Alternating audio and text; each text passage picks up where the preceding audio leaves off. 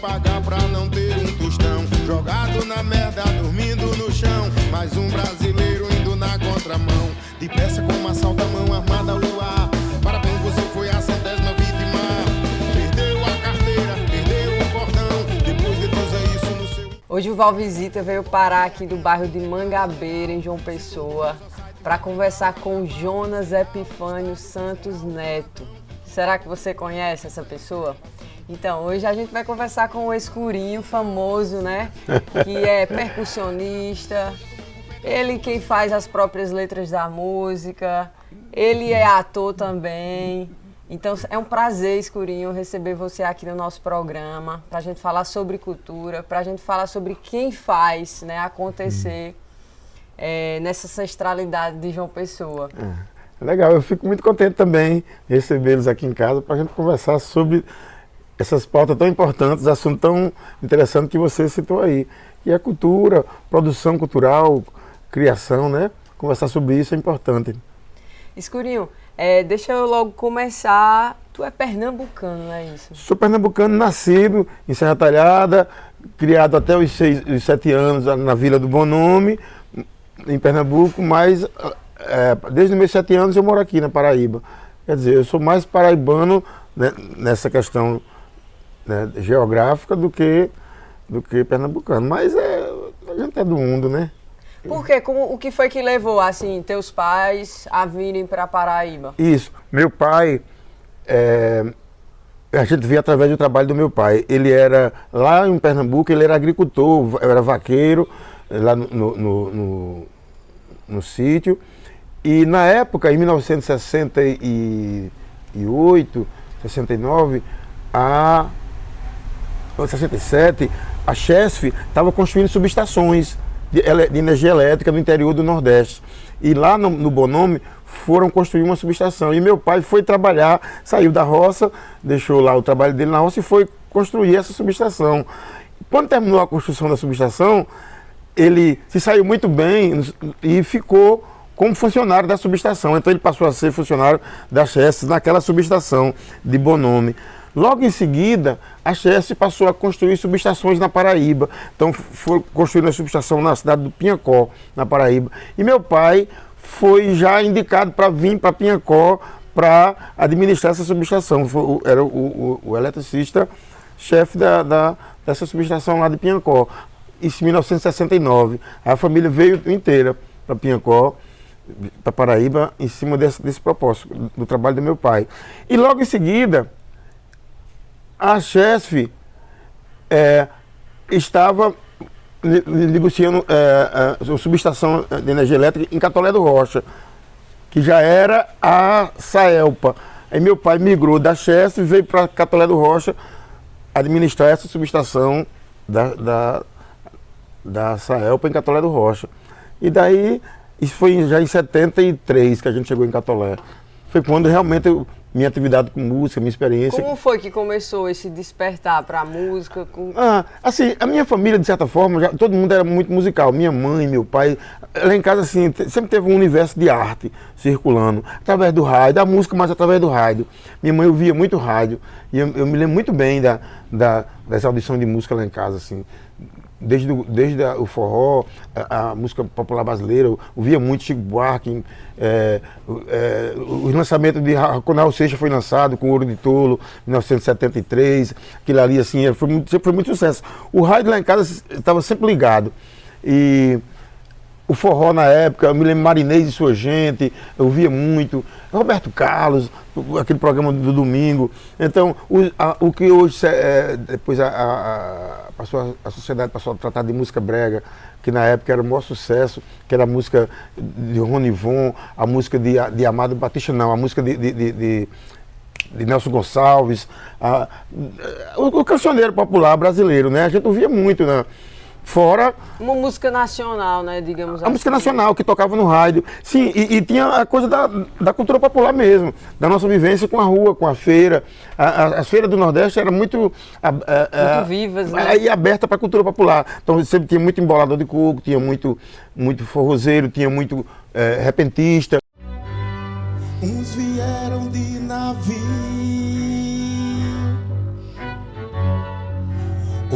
muitos aqui já estavam, muitos vieram na marra, deixando pra trás suas ilhas. E qual foi o teu primeiro instrumento? A percussão mesmo. Quando eu cheguei em Catolé teve um momento muito interessante de cultura, que era as semanas universitárias. Então, como não existia faculdade lá, não existia universidade, os estudantes, os jovens, eles vinham para a capital para estudar. Ou vinham para João Pessoa, para Recife, ou Natal, um lugar mais próximo, onde tinha faculdade. Então, na época das férias, no mês de julho e dezembro, eles voltavam, se encontravam e produziam as semanas universitárias, que era feira de arte, festival de música, esporte pra caramba, futebol de salão, vôlei, basquete. E a gente da arte se apropriava disso para participar também dos eventos. Então, tinha festival de música. Aqui tinha um festival de música de Cajazeiro, festival de música de Souza. E os festivais de música da época, eles tinham um poder político muito grande, que era ainda aquela necessidade de mudar o país. A música, as artes tinham... Isso perto mais ou menos de Isso em que ano? 1974, 5, 6, por aí. Plena ditadura, né? Plena ditadura. Mas tu acha que no interior a coisa ficava mais livre? Ou tu acha que o mesmo poder da ditadura estava ali? Não, sim, eu acho calando que um pouco. O interior era muito visado. O interior porque é onde estavam as concentrações de grupos, no campo principalmente. O campo foi muito responsável pelas guerrilhas, pela tomada de consciência da juventude, dos estudantes. Então, os estudantes na época era muito visado o movimento estudantil, porque era muito ativo. Fora as ligas camponesas. De onde surgiu esse movimento do Sem Terra, hoje fortalecido, vem da Liga Camponesa, que por sua vez tinha relação com a igreja. Aí foi que veio o Grupo Ferradura, que era um grupo de música que a gente formou, que era eu, Chico César, mais 2 amigos. Como foi que esse grupo se formou? Como foi nessas feiras? Sim. A gente já tinha, Chico César sempre foi envolvido com música, desde da infância dele, trabalhava numa livraria, que era uma casa de música, onde vendia tudo que era lançado de música no Brasil, de disco, lá tinha livro, disco, era uma livraria, então tinha tudo. Então a gente tinha acesso a isso também, isso foi uma coisa muito importante para nossa formação. Através do Lunique, que era a livraria que ele trabalhava, a gente tinha acesso a ouvir o que era de melhor, da música brasileira e do mundo, né? O que estava surgindo no rock progressivo na época, Emerson, Lake Palmer, no rock and roll, Creedence, Jimi Hendrix, toda essa galera a gente tinha acesso e a música erudita também, a gente tinha, porque o Lunique era uma livraria que abria espaço para tudo, né? Ou seja, a mente do dono também era aberta. Era o Nildo Lins, até hoje é amigo nosso, ele tinha essa coisa de trazer a cultura para... E a gente, com essa oportunidade de ouvir o que eles traziam, a gente tinha também acesso à leitura, à boa leitura. Jornais cubanos como Grama, tinha o Pasquim. Então a gente tinha acesso a tudo que é de cultura underground, popular e erudita da época. A gente foi bem educado. A gente teve sorte lá no sertão da Paraíba, em Catolé do Rocha, ter tudo isso.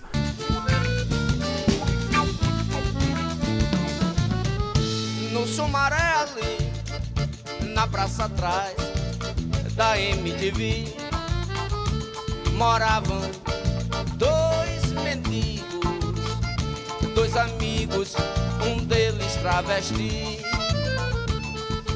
Eles fizeram da praça um jardim.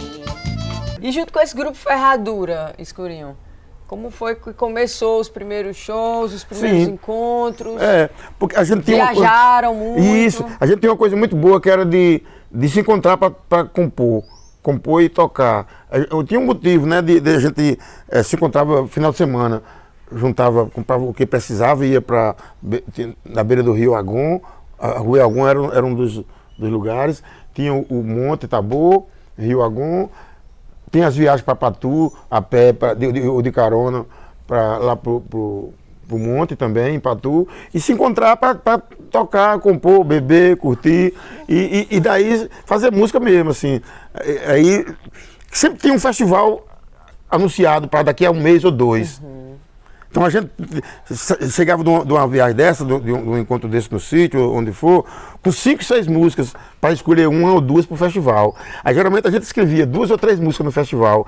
Aí, Todas músicas autorais. tudo autoral, toda música autoral a gente fazia para isso.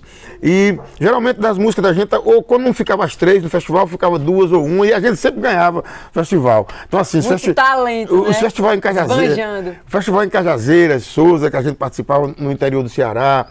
A gente sempre ia, quando não ganhava o festival, ganhava o segundo lugar, a melhor letra, Chico César sempre ganhava prêmios de revelação, era um grupo, a gente foram 3 anos assim trabalhando no sertão com uma coisa muito interessante. E isso deu um suporte muito legal, eu creio, para todos nós, para Chico, para mim, mesmo os outros que não seguiram como músico, mas para a vida mesmo, foi muito interessante, né? Até hoje a gente tem como referência, foi muito interessante na época, a gente tudo garoto.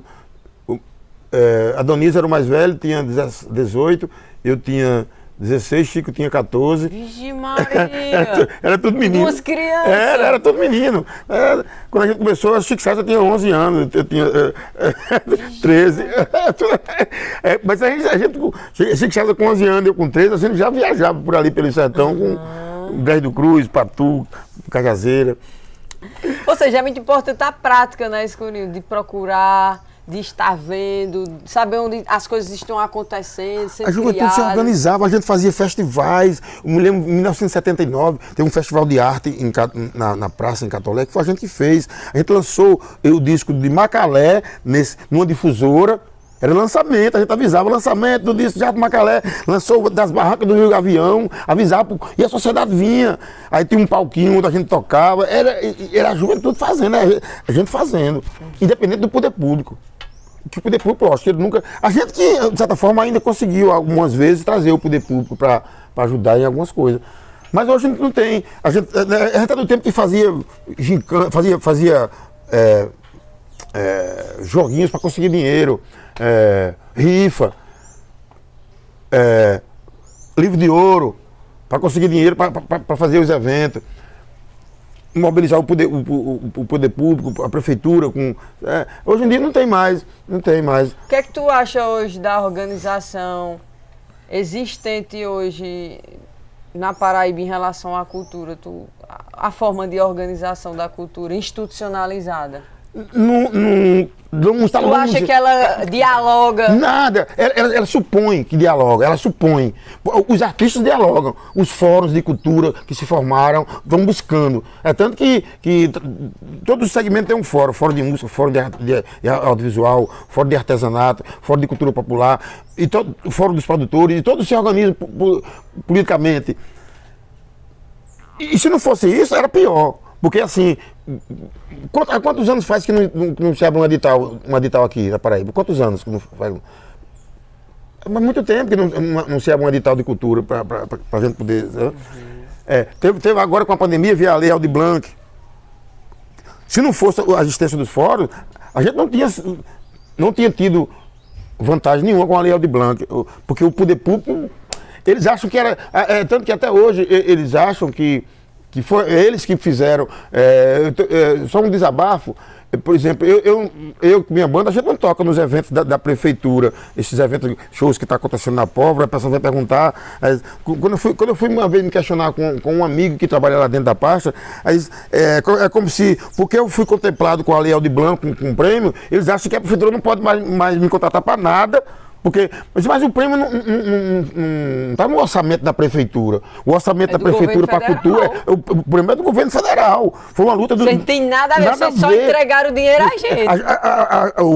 Os fóruns que fizeram as reuniões para formatar as diretrizes dos editais, entregaram tudo na fundação, tudo. O governo federal deu dinheiro, os fóruns trabalharam os editais e agora eles vão só administrar. Mas ele acha porque eu ganhei um prêmio, é como se, é só para você, sabe?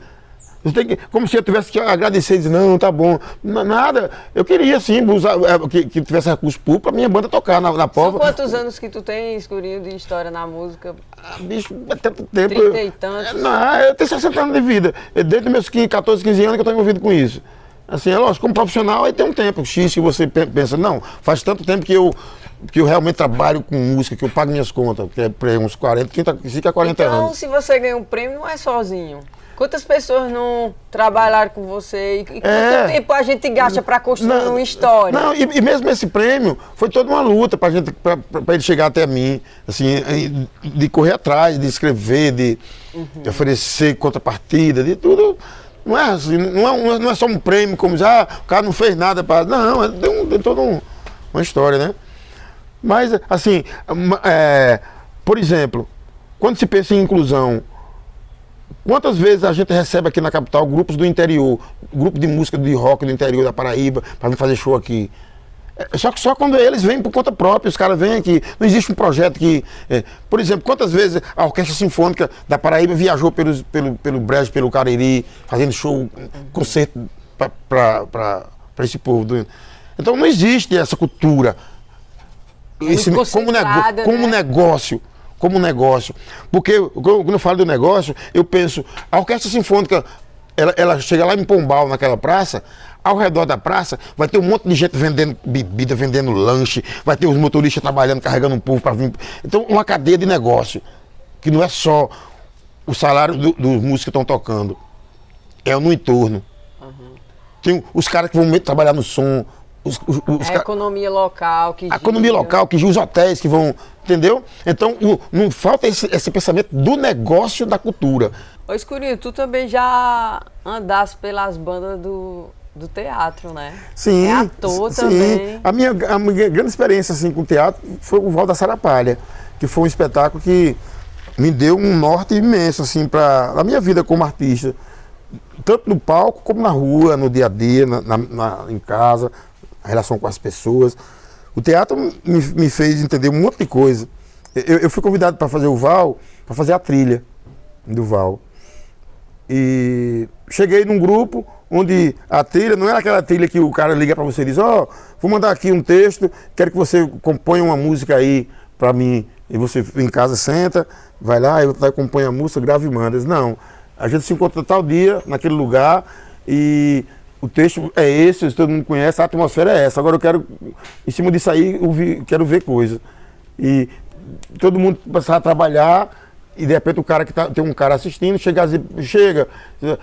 Naquele momento você fez isso, aquilo. Você tem condição de voltar para mim aquilo? Você lembra? Lembro, tá? Pronto, isso daí. Volta de novo isso aí, só que menos. Pronto. Aí, depois de você feito 1h40 daquilo, o cara volta para 1 hora, não volta para 30. Dá para fazer isso aí em 5 minutos? Foi ótimo, agora eu quero em 1. Eu quero 1 minuto disso aí. Aí onde tá a mágica do teatro, aí pá, rolou, é isso aí. Agora eu pego o outro. Você, o que você fez? Aquela cena, aquele negócio, pá, agora junta esse som aqui, daqui, pá. Aí foi feita a trilha sonora do Val da Sarapalha, dentro desse processo de adição de experiência.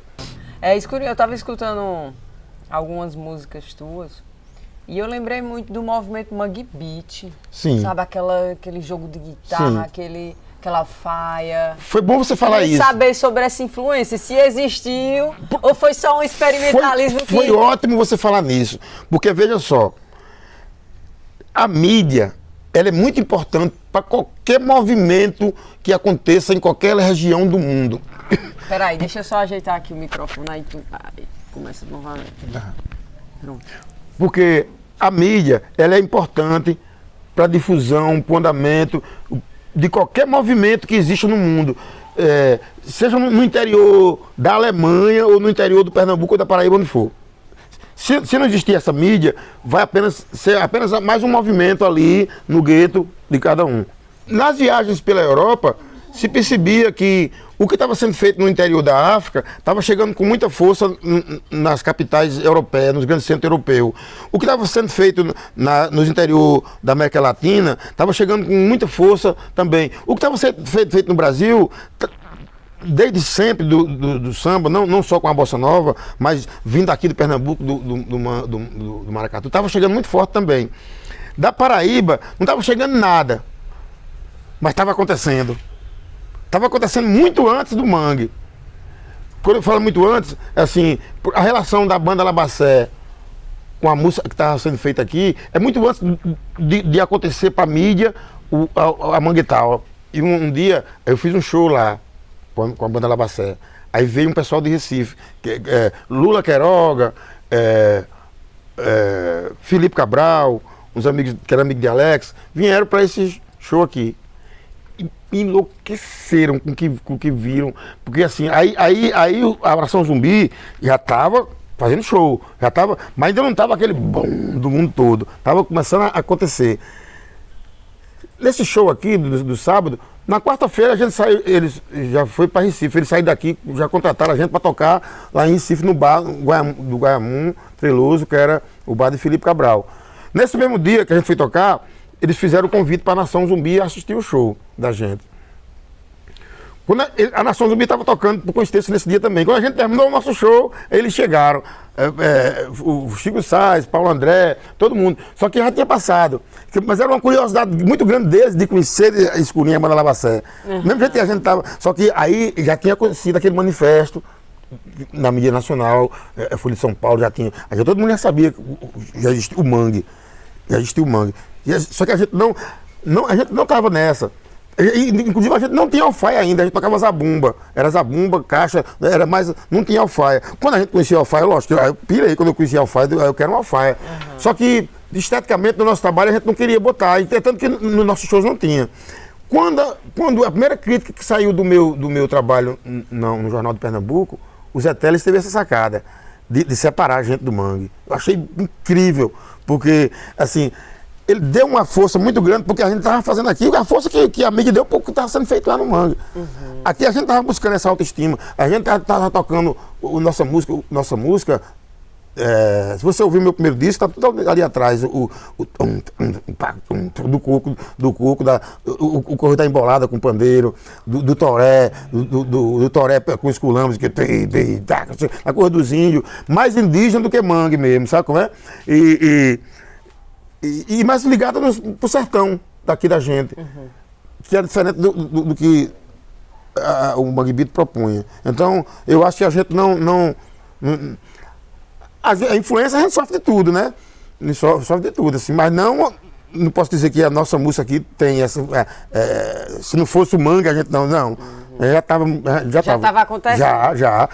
A gente não teve esse grande manifesto que botou no topo do mundo.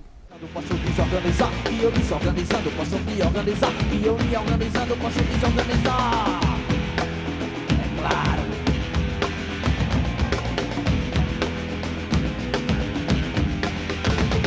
Da lama ao caos, do caos à lama, um homem roubado nunca te enganar. Escurinho, e essa falta de organização mesmo, assim, que acontece na cultura paraibana em relação à sua própria cultura? Uma vez eu estava conversando com uma amiga, e ela falou mais ou menos de uma história que nos anos 40, muitos terreiros foram destruídos, assim, um apagamento cultural.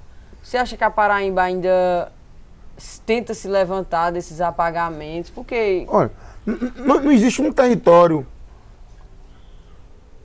de raiz africana no Brasil que não tenha sido agredido durante o percurso da história. Não tem um. Na Paraíba, não sei onde for. Na Paraíba, pior, porque politicamente não teve a força política. O Pernambuco sempre foi agredido também, mas a Bahia sempre foi, mas teve uma força política muito grande, uma força política não só de reconstrução disso, mas de permanência disso, de tentar permanecer isso. Por mais que eles tiraram muito, mas assim, existe uma abertura para aceitação da política, de gestões públicas que eleve essa cultura. A Paraíba não teve. Até hoje se luta pela autoestima através da cultura. É tanto que, por exemplo, eu me lembro uma época, todo o evento público na Paraíba só tinha bandas baianas. Não tinha uma banda local. Quando tinha uma banda local, você chega ficando, eita, Rasta também vai abrir o show de fulano. Mas era de fulano, Ciclano, Beltrano e todo mundo de fora da Bahia. E uma banda local. E geralmente as bandas locais não ganhavam cachê, não tinha. Então nunca teve essa autoestima. Tipo assim, a Réveillon de João Pessoa, aí vai ser Seu Pereira e Zé Ramalho. Não tem. Não tem. Vai ser Cabroeira, Seu Pereira, Natália Belá, Escurinho, isso aqui não tem. Porque já tem. É um nome Seu que é um Pereira, nome nacional. Seu Pereira, Cabroeira, Natália Belá, esse povo todinho já tem condição de fazer qualquer coisa grandiosa aqui para a cidade ficar, para a autoestima da cidade crescer. Imagina esse povo, sabe? Nosso, esses né? caras Nasceu daqui. Imagina daqui esses caras, ai meu vizinho, sabe? Então falta esse entendimento. Aí vai gastar um absurdo, sabe? Uns caras que vêm de fora para fomentar a velha coisa da corrupção, do descaso com a cultura e do dinheiro público gasto com... Bom, lá vou eu de novo com essas conversas, mas tudo bem. Escurinho, nesse tempo todo, em toda essa trajetória, hoje, você se sente um artista valorizado? Eu nunca quis me sentir valorizado, a gente luta para ter espaço, eu luto por agenda. Todo mês eu fico olhando, tem alguma coisa programada para esse mês, quando não tem, já vou correr atrás. Aí geralmente, quando fecha um mês, já está começando a abrir a outra. Então isso para mim é legal, sabe? Poder um dia me manter pelo pão e poder me manter com a agenda que eu possa garantir. É pouco, mas vai ter esse mês, umas tocadinhas. Então, porque essa valorização, se eu for querer que da cidade, das pessoas, primeiro eu vou ter que querer que essa cidade se reeduque, que ela valorize as pessoas independente de mim, que ela se valorize, não para que me valorize, para que meus cachês sejam melhor. Um amigo meu mandou ontem um print do cachê de Elba Ramalho nas Muriçoca, 180 mil. Aí eu disse, pô, 10% desse para mim estava perfeito, que era 18 mil. 18 mil não para mim, mas para mim ver uma minha equipe todinho ganhando. Para mim, desses 18 mil, formar minha equipe com 13 pessoas, todo mundo ganhando desses 18, então, que ela ganhe o valor dela. Mas que a gente ganhe também. Que esses 18 mil seja possível para mim também. Eu não vou esperar também do poder público. Tem uma burocracia monstra. Por exemplo, se eu quiser ganhar se eu for fazer um show hoje pela prefeitura de João Pessoa e pedir um cachê de 20 mil reais, de 18 mil reais, eu vou ter que provar para eles se eu mereço ganhar isso. Mas como é que eu vou provar? Mostra uma nota oficial que você já ganhou isso aí. Você não me pagar, como é que eu vou ter se você não quer me pagar? O valor que é isso. Você me paga o valor que eu vou ter. É triste isso. Em Recife, a gente ficou fora do carnaval agora porque eu não tenho uma nota do setor público nesses valores. Já a Olinda não quis saber, a Olinda aceitou o preço que eu pedi, eles aceitaram. A Olinda é moral. Aceitaram. A Esther estava até falando, puxa, a Olinda aceitou e Pernambuco eu tenho que provar uma nota para provar. Uma nota do setor público é difícil, o setor público não me paga aquele cachê para. Entendeu? Então, nesse ponto, o que é que tu acha que a gente precisa avançar?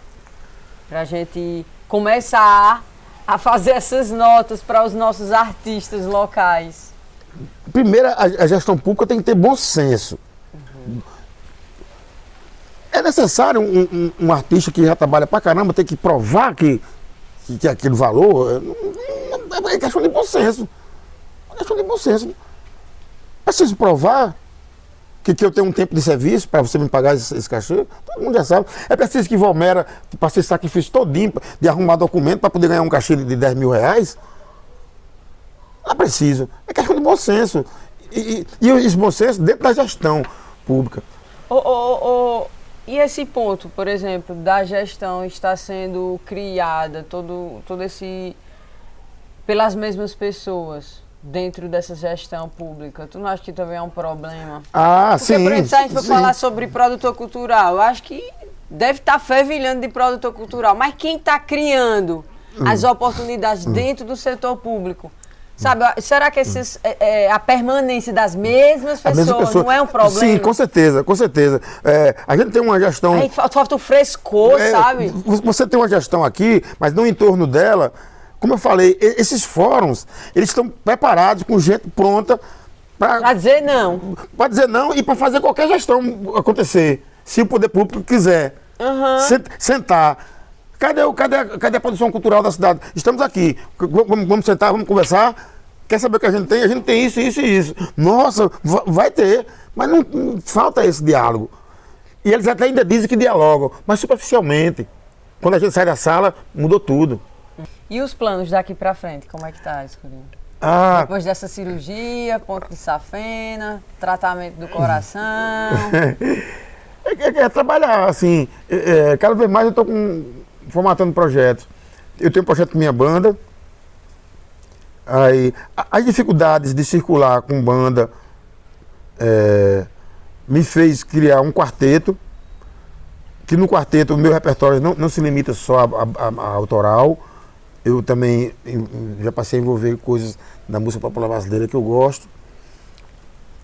Com uma forma de tocar em bares, ganhar uma graninha tocando um trabalho diferente. Tem um trio de forró que eu adoro, que é um trabalho que eu gosto mesmo, assim, que é o do trio de forró, Forró do Escurinho. Agora estou com um trabalho chamado Toré, que é uma experiência de música eletrônica com um DJ, que é algumas coisas da minha obra tocada nesse formato. Muito bom. Que é uma pesquisa que eu quero intensificar sobre a questão da música indígena, porque para mim é tão importante quanto a música africana dentro da cultura da gente, e que a gente ficou se distanciou da cultura indígena, por mais que ela não se distancia da gente, está dentro da gente, em todos os setores, mas a gente se distanciou no discurso, né, e na estética. Eu quero trabalhar isso aí. Escurinho, eu queria agradecer a você por abrir as portas da sua casa, falar da sua história, das suas experiências. Você como construtor de cultura aqui da Paraíba, pernambucano também. E é um prazer pra gente poder colocar no nosso canal uma experiência tão importante para as redes sociais, para quem está nos assistindo agora. Conhecer um pouco sobre a história de Escurinho. Eu espero que tenha contribuído para quem for assistir o programa. E é isso, porque graças a programas como esse de vocês, que pessoas como eu podem chegar, né, em outras pessoas como você que está assistindo aí, que não ia ter a chance se não fosse essas pessoas que estão aqui em casa, para fazer essa ponte aí da gente conversar e se conhecer. Muito obrigada, Escurinho. Valeu. É isso. Para você que está assistindo o Valvisita, tá gostando do nosso conteúdo, então vai lá, ó, curte, compartilha, segue nossa página no YouTube, porque daí a gente vai melhorando o nosso conteúdo de acordo com o posicionamento de vocês. Valvisita se encerra mais uma vez. Eu tô aqui, ó, usando a Nó de Manas, nunca deixe de usar, que é a nossa grande parceira aqui do nosso programa. Então, até uma próxima. Esse é o Valvisita com Escurinho e até já. Valeu.